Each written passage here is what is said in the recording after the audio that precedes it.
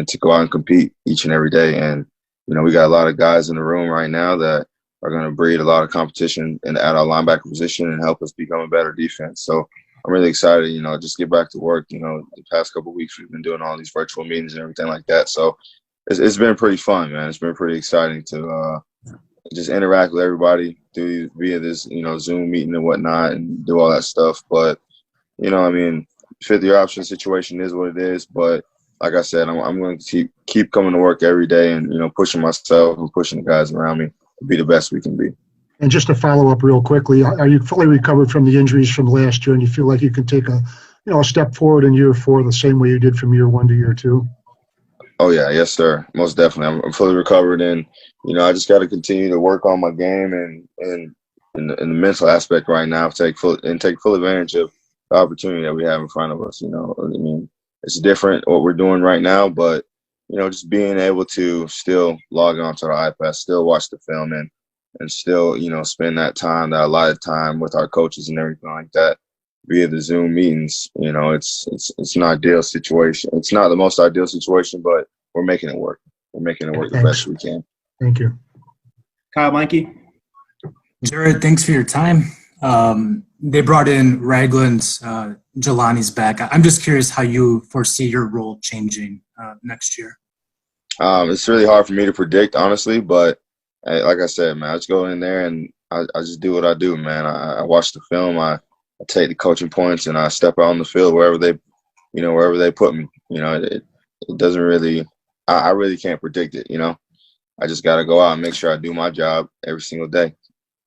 You're a fiery guy, Jarrod, but does bringing in guys who play your position, is that extra motivation for you? I mean, do you channel that? Is that a chip on your shoulder? I mean, is that playing at all for you or going forward or not? Nah, I wouldn't say it produces a chip. I just think it produces excitement, man. I mean, it's just one of those things, like, you have to have, as an athlete, as a competitor, you have to have great guys around you to bring out the best in you. You know what I mean? I feel like it's hard to compare to other things, but you don't really know what you're made of until you really get put into a situation when you got to bring everything out.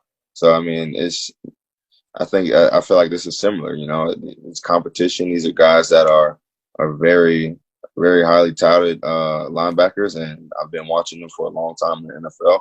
And I'm honestly excited to have them in the room with me. I mean, we're going to be bouncing ideas. We've been bouncing ideas off each other already, you know, seeing what each other knows and, you know, just continuing. And we're also continuing to just develop relationships with each other, man. I mean, it's an exciting group to be a part of. Mike Rothstein. Yeah, hey, Jarrod, thanks for doing this. I kind of want to follow up on O'Hara's question a little bit in that, did you anticipate that your option wouldn't get picked up, or did you think that it was going to get picked up, and were you surprised kind of at how that went?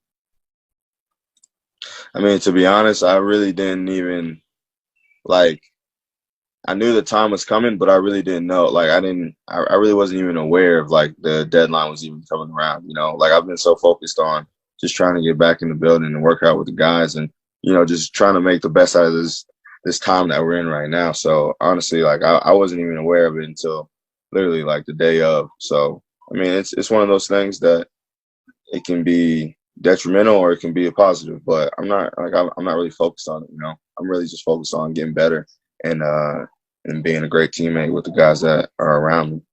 And just a little bit of a different question. What have you been doing during quarantine? Like, what's you're posting stuff on Instagram or whatever, but what is your routine been like? Have you picked up any hobbies or anything like that? I mean, I make sure I train every day, about 4 days a week, and just taking care of my body the best way I can. You know, not a lot of access to massage therapists and other physical therapists out there, but, you know, I make sure I do everything I can that I know about to make sure my body stays in tip-top shape. And, I mean, I like to watch movies.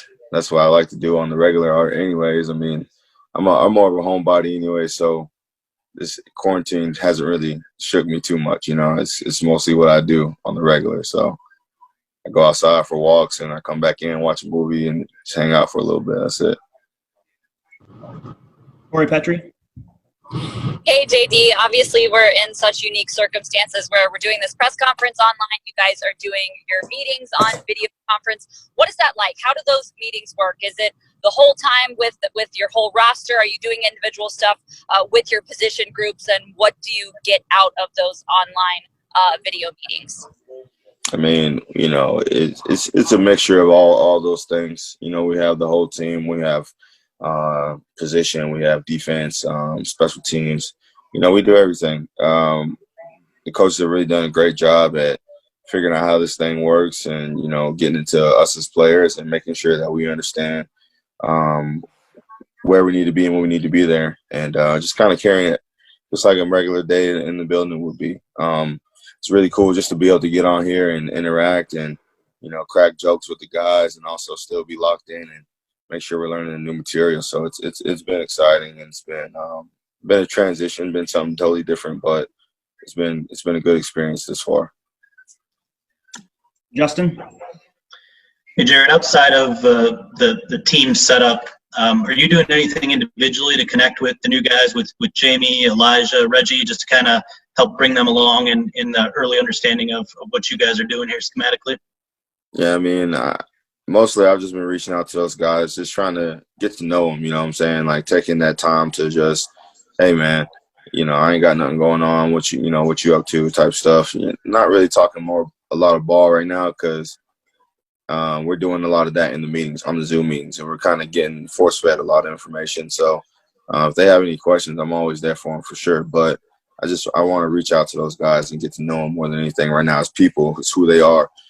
So we can create that bond as teammates versus, you know, just throwing all this information out at them. Larry Lage?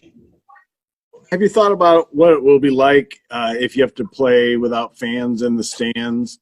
And would you have a problem with playing if they don't think it's safe for fans to be in the stands, but it's safe for 22 grown men to, you know, go after each other? Yeah, I mean, I think it'll be totally different with no fans. I mean, I think the fan experience is one that is respected across the board, and no matter where you go. Having fans in the stands definitely creates an electric environment, and it's one of those things that helps bring the best out of players. As professional athletes, though, we practice a lot. We do a lot of work, and when we get into those heightened those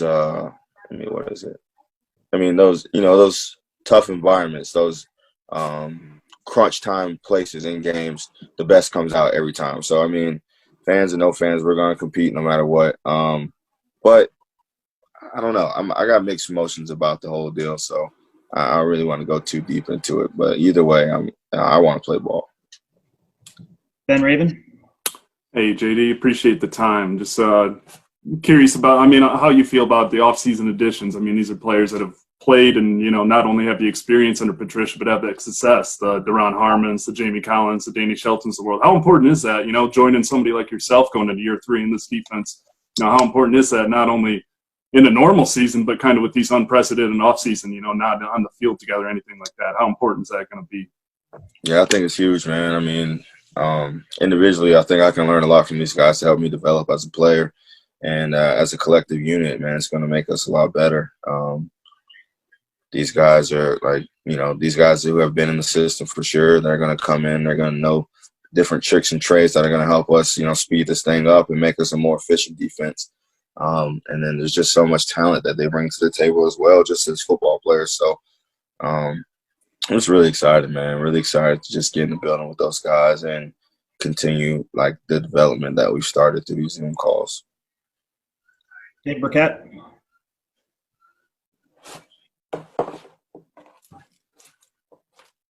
Dave, I think you're muted. All right, got you now. Sorry about that. Good to see you, Jarrod. Hope you're doing well.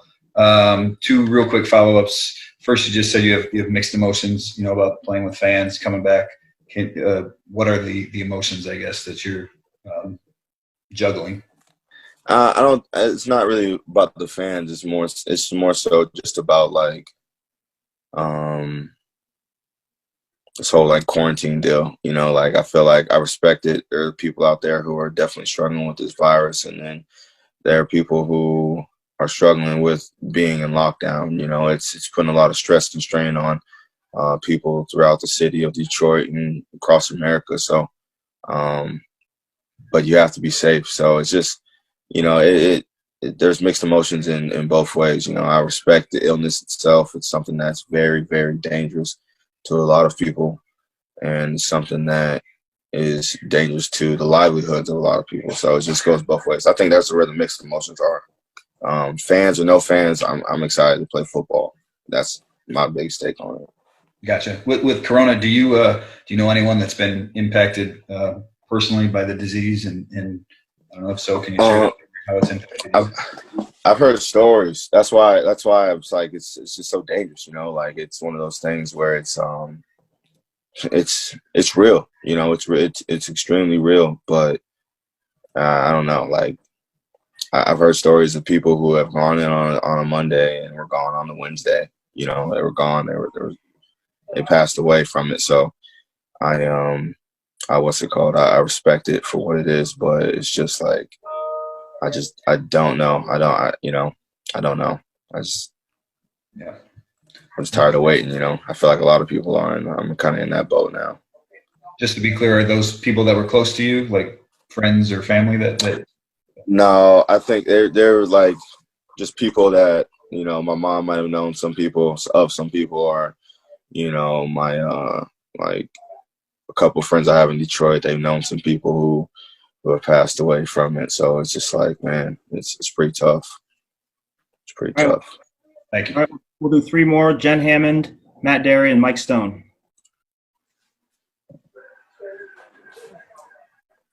Hey, JD, nice to see you. Hope you're doing well.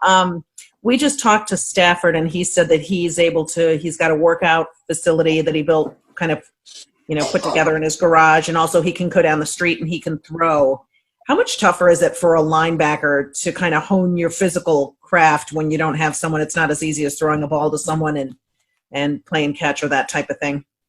Yeah, I mean, it's different. I think there's a different way of going about it. I think I'm staff watches a ton of film, so I kind of do similar things as him. Like I watch a lot of film, and I go out on the field and I do a couple of drills to make sure that I'm still moving pretty well. I'm feeling good, doing what I need to do.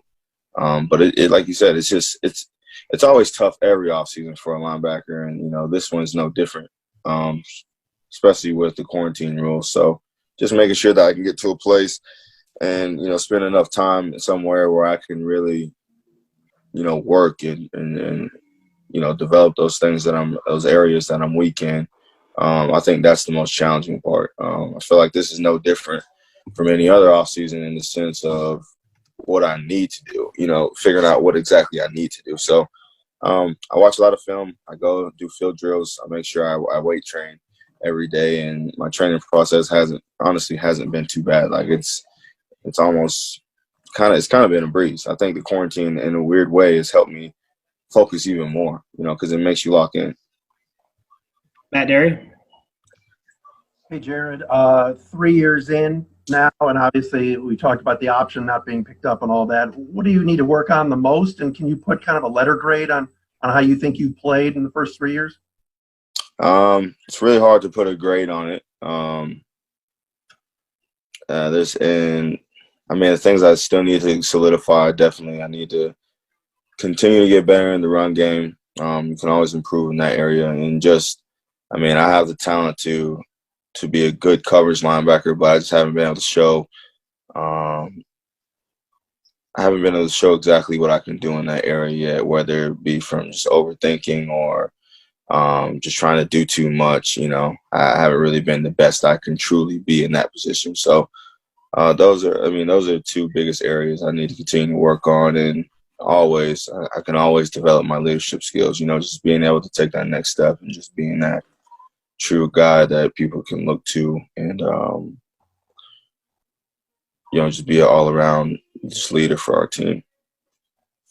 Okay, Stoney, last question.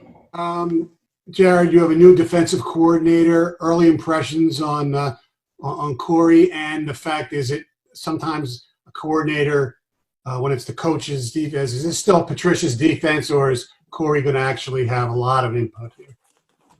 I think it's really hard to tell for the second question, but it's kind of too early to tell for the second question. And I mean, I'm not really in the coaches meeting, so I can't really honestly give you a solid answer on that.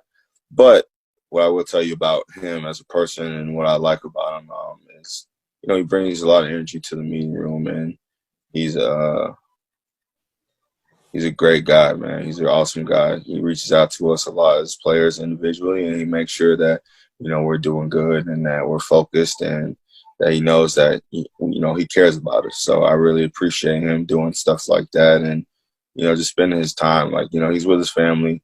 We're all with our families every day, but, you know, he's making sure that he's building that connection from afar via, you know, whatever means he has to let us know that he cares about us. And as a coach, the more you let your players know that you care about them, the better and the harder we're going to play for you. So everybody across the board has been doing that in our defensive group and especially in our offensive group as well. I mean, you know, coaches have been doing a good job at, you know, not just staying on their side of the ball and just expressing, you know, hey, man, we care about you guys. We hope you're doing good. Just always checking on us and making sure that we're in a good place during this, you know, different time. So